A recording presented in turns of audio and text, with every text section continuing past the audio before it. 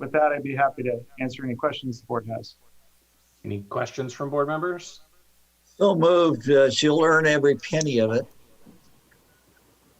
Okay, I have a first. And I will do a second. To the benefit of the new board members, the board was encouraging the prior CAO to get an assistant. And when he didn't get an assistant, he burned himself out working so much that I think this is a great idea. I'm glad that she'll be on board, so I'll second that motion. Okay, I have a first and a second. Any additional board comments or any public comment? Okay, seeing none, roll call, please. Supervisor Vasquez, Yes. Supervisor Blazer, Yes. Supervisor Fuhrer, Yes. Supervisor Bradford, Yes. Supervisor Fletcher. Yes. It's unanimous. Thank you. Great, thank you. Moving on to item 56, 2021, Community Development and Services, adopt resolution approving an amendment to the 2020 Community Development Block Grant Program Coronavirus Response Round 1. And, Through the chair, this is Kevin Perkins, Yuba County CDSA.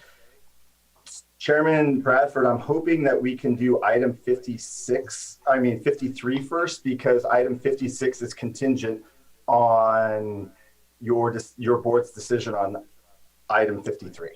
Okay, not a problem. Let's skip down to item 53, 2021, Community Development and Services, adopt resolution authorizing application to the California State Department of Housing and Community Development for notice of funding available under the Community Development Block Grant Coronavirus Response Round 2 and Round 3 program. So go for it, Kevin. All right, through the chair, Kevin Perkins, Yuba County CDSA. The California Housing and Community Development has released a NOFA for the CV2 and CV3, which is the coronavirus, some funding that they have to help offset the impact of coronavirus throughout the state. Roughly, there's about $22 million that the state has for these two programs, and Yuba County has been allocated about $831,000 for this. The funding can only be used in certain ways. The county or CDSA staff is proposing out of that $831,000 that $150,000 we would provide to the Yuba-Sutter Food Bank for their vulnerable population delivery food program, and the other $680,000 we are looking to utilize the capital improvement project that's allowed us as part of this CV2 and CV3 to allow a broadband improvement project that we would be able to provide some broadband infrastructure throughout the county that could be used by population or people that meet the income qualifications of the CDBG program. Basically, before you use the resolution to allow us to apply for the funding, I'm here to answer any questions you might have about either one of the programs or any of the specific. The one thing I do want to talk about is for the public infrastructure program, there needs to be a nexus back to coronavirus. And so we have been able to, as part of our application, we're going to tie the need for broadband to help people with telework, teleschool, telemedicine, everything that's changed as a result of not being able to go to the same services in person. So I'm here to answer any questions you might have about this application. Through the chair, Kevin, would you cover some of the successes that Yuba County has had with the grants from this source and your creativity in utilizing all the funds? Yes, over the past few years, the county has applied for a number of programs through the CDBG program. We've had a number of staff in CDSA's finance and admin department, Karma Ferguson and Vicky, who have essentially resurrected our CDBG program and made us competitive. So we've received funding for a few programs. One is first-time homebuyers assistance program. We have an owner-occupied rehab program that will allow homebuyers to fix repairs on their homes. We have a program where the county is going to purchase and rehab distressed properties. We also have, existing food bank money that we have provided to the Yuba-Sutter Food Bank. So that's a number of programs, and there's a couple other items that are all CDBG related that I'll be presenting to you that will go into a little bit more of some additional programs that we'll be applying for. Yeah, the reason for that was sometimes we miss the creativity of some of our star staff. It's just, you're doing a very good job. Thank you. Thank you. Any other Motion board? to approve. Okay, I have a motion. Is there a second? Second. Okay, I have a first and a second. Any other board comments or any public comments? Okay. Before we vote, I just want to say, Kevin, I'm really excited about the broadband project. And so that's great. I also see that we do have a public comment from Charles. So Charles, we'll go ahead and let you speak. Whoops, you're muted, Charles. Hello, is that better? Yep. Okay, thank you. Broadband connectivity in the foothills is very difficult because you have to have line of sight, and we have lots of hills and valleys, and it's hard to do that off sometimes. There are two main providers in the foothill, broadband providers in the foothills. They're private.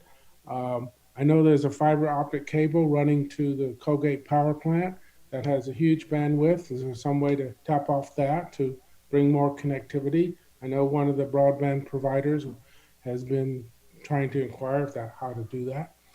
So it's for the foothills, of course, it's its own topography and everything. And I'm encouraged that the county is putting some time and effort into trying to make the broadband connectivity and internet connectivity more reliable and more available. So thank you. Great.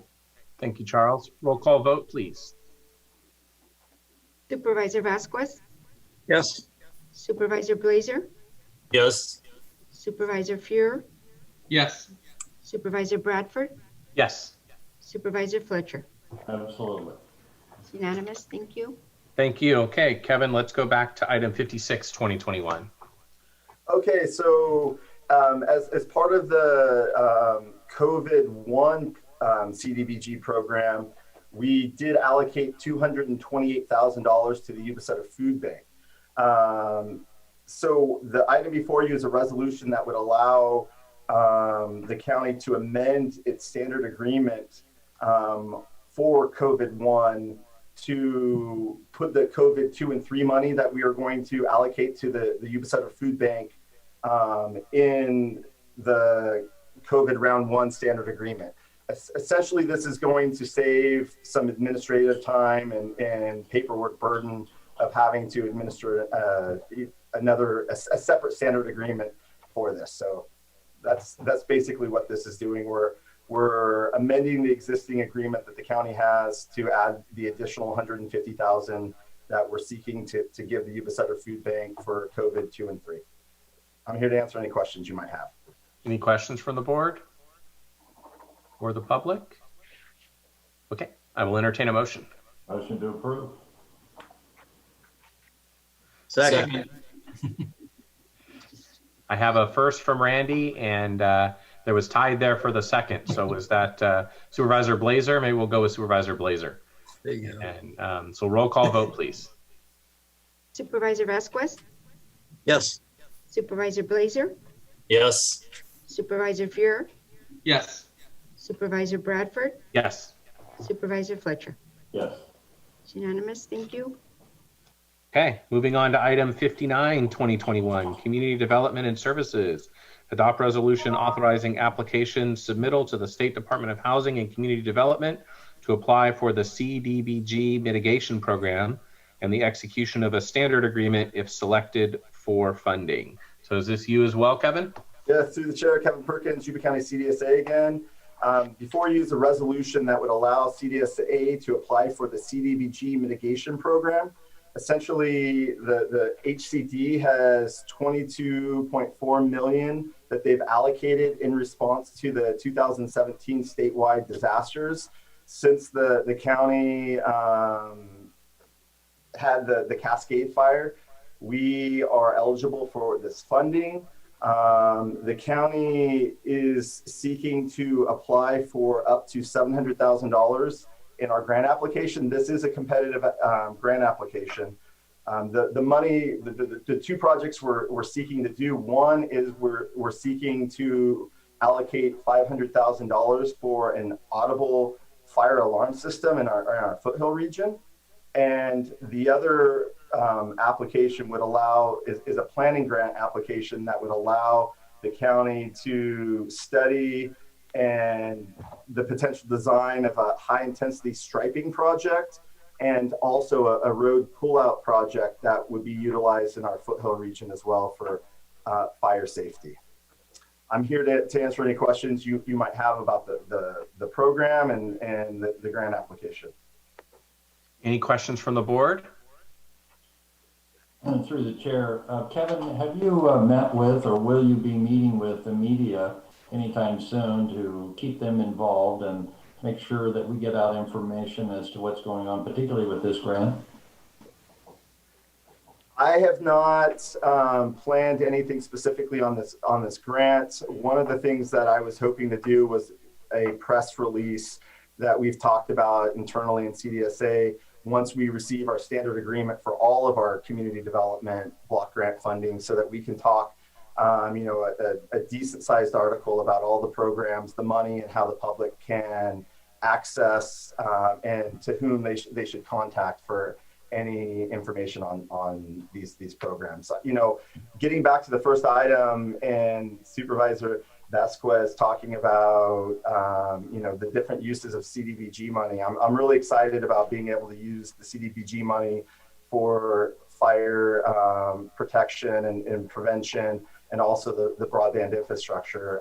Moving beyond just the traditional way that CDBG money is allocated is one of the desires of community development. So I'm excited to see that moving forward. Well, you're absolutely right. And the more funds that we can utilize for the protection of the foothills, the better off we'll be. And it's not a one-time, but a continual, ongoing, from multiple angles that will really help the foothills. So thank you for doing that. Any other board questions or comments? Yes, through the chair. Kevin, are you contemplating a phone notification also, as much as the phone has become a youthful dispersion of warnings, and they pay attention to the phone? Through the chair, I see both Mike Lee and Dan Peterson are on this call, and I think Dan has a little bit more knowledge of the specifics of the audible alarm program that I would refer to Dan to provide any of the more specific details of the program. Can you do that for me, Dan? Yes, I can. Good morning, Chairman, members of the board. Dan Peterson, Director of Public Works. After the fires a few years ago, I made some initial inquiries into what it would take to provide a rudimentary backbone for an audible siren system in the foothills in the event that there was ever another fire or other natural disaster. At that time, I was trying to keep the project cost down, so we only looked at... You get closer to your mic. I'm sorry. Can you hear me? Yes. Okay. Thank you. So initially, a few years ago, we were looking at a project budget of about $500,000. So we were limiting the number of locations where we would install sirens to 4 different locations. For the purposes of this grant, we bumped that up. We're looking at possibly 8 different locations to get better coverage. Obviously, the foothills with the terrain has some dead areas, so the number of locations of sirens is very important in order to reach the populated areas. So that's what we're trying to do at this point, is work with a company that specializes in installing these audible siren systems and figuring out the best locations to locate these things and coming up with a good cost estimate. At this point, you're still looking at probably $600,000 range, perhaps, to put in 8 of these. So that's what we're really excited about doing. So if there's ever, God forbid, another fire up there, we can warn people ahead of time. Well, my question is, there are people who are requiring certain facilities. They're handicapped or on a ventilator or something like that. Do we have a phone list that can be broadcast at one time? Yeah, Supervisor Vasquez, if I may chime in here, it's Mike Lee. This was intended to supplement. There is like the reverse 911 system, that they can broadcast. But part of the concern is that power goes out a lot of times in these events, and sometimes phones won't work when there's not power. Obviously, that doesn't apply to the cell phones, but cell phone signal can be poor in the foothills and locations. So this is intended to supplement that, not take the place of. Okay. I'll move to adopt. Okay, I have a first. Do I have a second? Second. Okay, first from Supervisor Vasquez, a second from Supervisor Fletcher. I see we have a public comment as well, Mary. I'm new to this Board of Supervisors meeting. I'm extremely excited to hear you guys talk about sirens and foothills. I have a sense that we are being seen, we are being heard, and I had not expected that. Thank you very, very much. Great. Thank you very much for that comment. It's greatly appreciated. Okay. I do not see any additional public comment, so roll call vote, please. Supervisor Vasquez, Yes. Supervisor Blazer, Yes. Supervisor Fuhrer, Yes. Supervisor Bradford, Yes. Supervisor Fletcher. Yes. It's unanimous. Thank you. Great. Thank you. Okay. Moving on to item 57, 2021. Community Development and Services adopt resolution authorizing Community Development and Services Director to execute standard agreement issued by the California State Department of Housing and Community Development, contract award number, and then it's listed there, for funding under the Community Development Block Grant Disaster Recovery Multifamily Housing Program. Kevin, do you get this one as well? Yes, I do. Through the chair, Kevin Perkins, Yuba County CDSA. This item was originally planned for consent, but because of everything that's been going on with our network, I wasn't able to get the staff report to Rochelle and Mary. But a little background on this is back in August of 2020, your board approved a resolution that allowed CDSA to apply for the DR MHP program, which to let you know what the acronyms are. DR, it's a program through California HCD. The DR is a disaster relief multifamily housing project that HCD has funding for. Because of the Cascade Fire, Yuba County was allocated effectively about $1.6 million that we can advertise. We'll basically advertise to potential low-income housing developers that we have this available money that could be used for infrastructure, et cetera, for their projects. And if they meet certain needs like affordability and other things that HCD will require. So again, this went to your board in August, but which is common with all of the HCD's applications is they ask for a resolution to apply and then also for someone to execute the standard agreement, but they don't give us the standard agreement until we apply. So it's kind of a catch-22 on that aspect. So what we typically do is once we receive the standard agreement, we bring it back to your board for adoption on consent items. So back in December, we actually received, of 2020, we received our standard agreement, and the resolution in front of you will allow the community development director to sign the standard agreement and any future amendments to the standard agreement. I'm here to answer any questions you guys might have. Any questions from the board? Okay, I have a quick question, or I guess confirmation. I'm trying to remember to when we discussed this before. I think we may have talked about this, but is that funding limited to a specific area in the county? So for example, like the community and or the zip code where the fire occurred, or is it usable anywhere? Chairman Bradford, you are correct. This is limited to the 95901 zip code, which was the zip code affected by the Cascades fire. Once we do our solicitation for proposals for the funding of this $1.6 million, if we do not receive any applications, or if we receive applications that don't qualify, which would then mean we don't have a viable application, then we can request to HCD to move this to another zip code in the county, most likely the Olivehurst/Plumas Lake zip code, the 95961. Okay, thank you. Any additional board questions or comments? I do not see any public comment. Do we have any? Okay, I hear a motion from. Second. And a second. Roll call vote, please. Supervisor Vasquez, Yes. Supervisor Blazer, Yes. Supervisor Fuhrer, Yes. Supervisor Bradford, Yes. Supervisor Fletcher. Yes. Motion passes. Thank you. Thank Great, you thank so much. you. And before I leave, I really want to thank County Counsel's office for all their help on a number of these applications.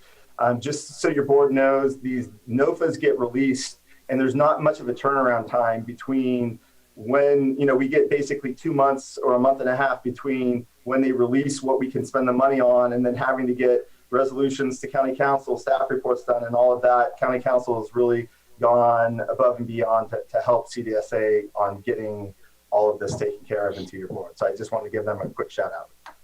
Thank you, Kevin. Thank you, Kevin.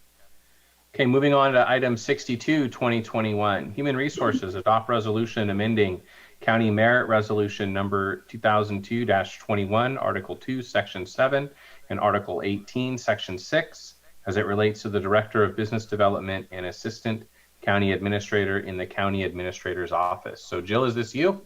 It is me. Good morning. Jill Abel, Human Resources Director. Good morning, Chairman and members of the board.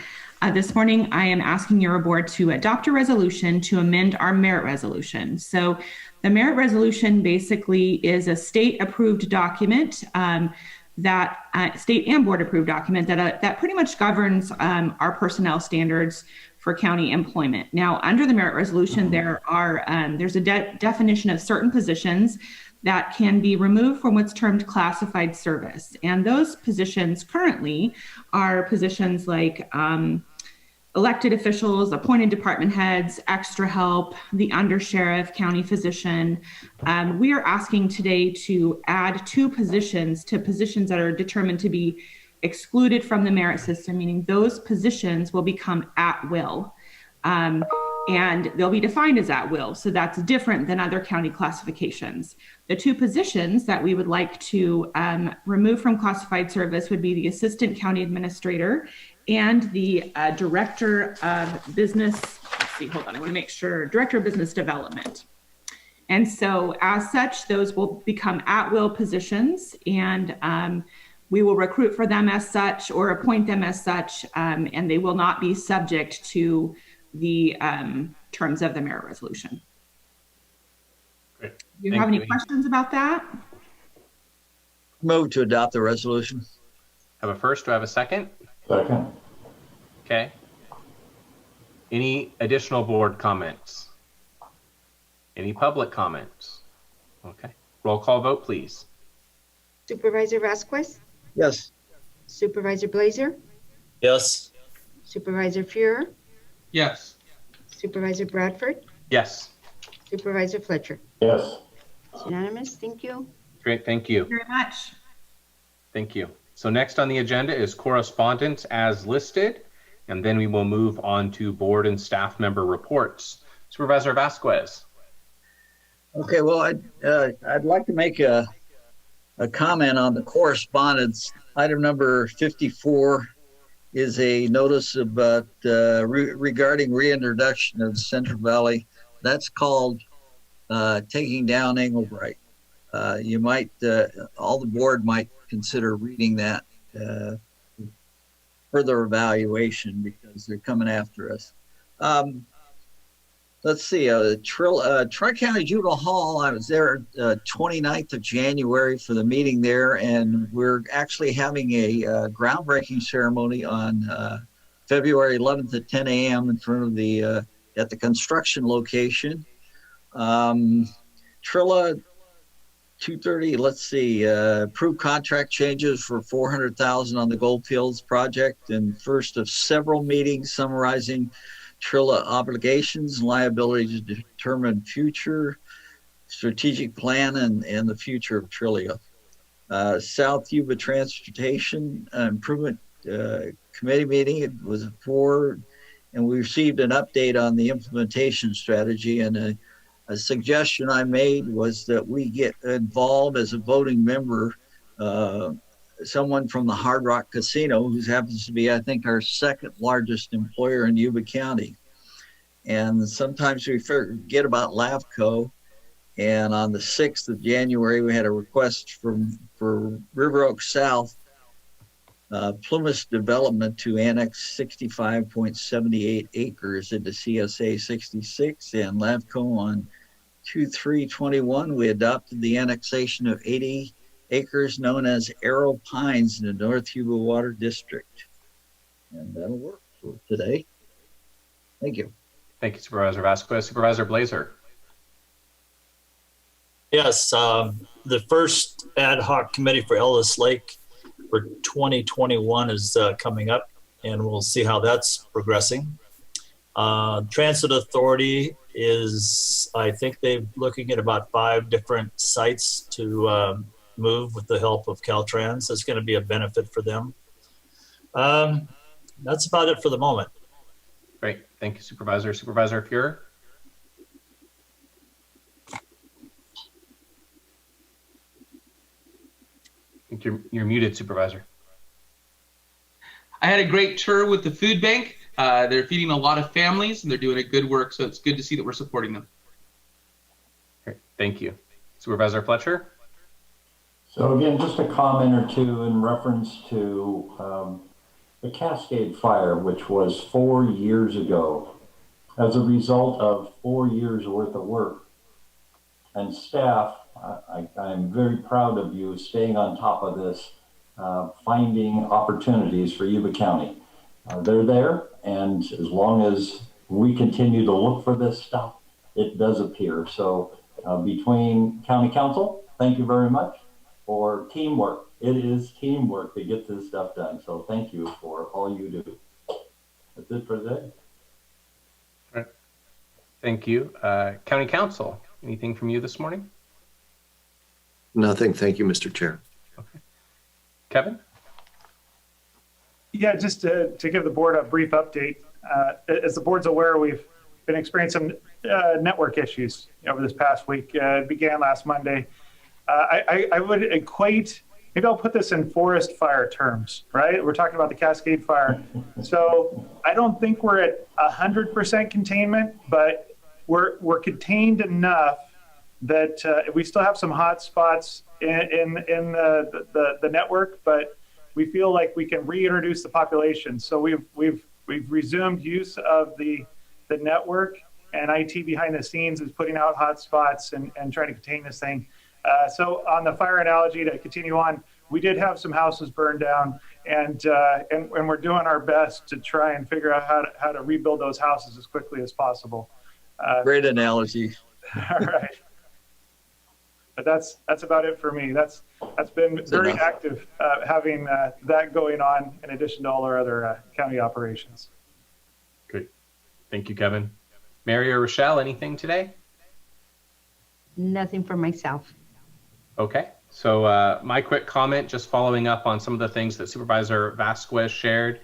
The CETIA meeting last week, we did receive a presentation as indicated on the comprehensive implementation strategy that's being developed, and essentially that is looking at the South County transportation projects, 4 projects now at this point, the Plymouth Lake Boulevard extension, the Southfield Road interchange, a project called the East Wheatland Expressway, which is essentially a local route connection from the Sheridan area across the Bear River to Spenceville Road near Jasper Lane in the city of Wheatland. And then, of course, the Wheatland bypass. And so the implementation strategy is really looking at what the steps are to get those various projects done. And so we can start, or actually I should say continue marching in that direction. So it was very exciting and I really enjoyed receiving that presentation. So also on the transportation front, SACOG has a project that they are doing looking at transportation projects in Yuba and Sutter counties with significant economic development benefit. And so they have hired Lon Hadamia as their consultant to help them with that. And so he is interviewing all of the jurisdictions in our region, so the 4 cities as well as the 2 counties. And so since our last board meeting, we also met with him. And of course, we talked about those very same projects, as well as some work on potential work on Earl Road and the Goldfields Parkway as being very important projects for economic development in Yuba County. So, okay, that's it for me. Next, we are going to move into closed session. There are 3 items as listed on the agenda. Council, I would ask that you indicate who needs to be in the breakout room for these various items. And then once individuals are moved into the breakout room, we will take a 10-minute break. So we'll come back at 9:58. Mr. Chair, it looks like someone has raised their hand. Oh. If they'd like to perhaps they want to make public comment about closed session items before we return into closed session. Oh. Thank you, Council. I know Ms. Allen had raised her hand earlier too, so she may have, she attempted to comment during public comment. So it may be about that as well. And so I certainly think it's appropriate to give her that opportunity. So yes, sir. Ms. Allen? Hi, thank you so much for So much seeing better. me again. Can you hear me? Yes. Okay, good. Yeah, thank you. I actually think that I gave a really good example of even what I wanted to talk about today during public comment. So obviously using these Zoom meetings to have your guys' Board of Supervisor meetings is a really great use of technology, but I am worried that this isn't a great way to involve the greater population of Yuba County. I'm afraid that a lot of people don't have computers or don't know how to use Zoom. Obviously, we've had issues, in this meeting already with microphones not being on, with people not even knowing how to raise their hand or provide public comment. And I just wanted to ask you all if you have plans to open up your meetings so that the public can come and actually participate face to face with you all. I don't know if you're aware, but Sutter County as well as Yuba City Council have opened their meetings and they're now allowing the public to come in. And so I just wanted to address you all and see if you have plans to open up your meetings to the public or how are you working on that. Yuba County is one of the poorest counties in the state, and I'm sure you know that a lot of people don't. It's one of them. No, it's not. A lot of people do not have computers, and I don't think that it is a good way to represent your constituency. Okay, Ms. Allen, thank you for those comments. I will let you know we have had discussions about returning to the boardroom. Certainly, I think most of the board members prefer in-person meetings as opposed to Zoom. It's just a much better environment. Obviously, we need to do that in a way that's in line with county and state public health directives. And so we're working to do that as soon as possible, certainly. So thank you for those comments. Okay, great. Well, that's good to hear. So thank you, guys. Thank you. Okay, so Mary, if you can move us into closed session, that would be great. And if we could have, obviously, Dr. Liu, all 5 board members, CAO Malin, Jill Abel, and me. I think that's it for the first one.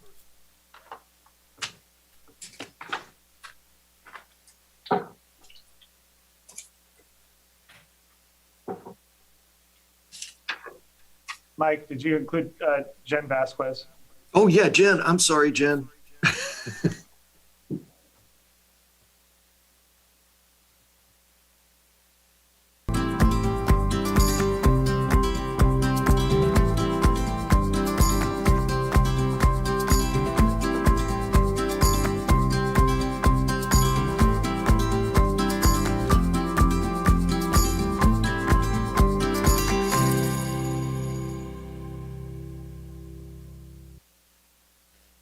We can show you how live Mary, streaming if can you're be talking to simple us, you're and muted. not We can't hear you. expensive.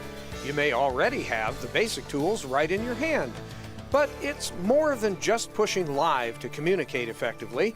That's where Yuba-Sutter.live and Live Streaming YS on Facebook can help you. Make it easy to jump in. Just give us a call at 530-301-2931 or visit our website, www.yuba-sutter.live. Yuba-Sutter's home of live streaming and live streaming tools, live streaming services, technology, and training. Live streaming is Yuba-Sutter.live. All aboard!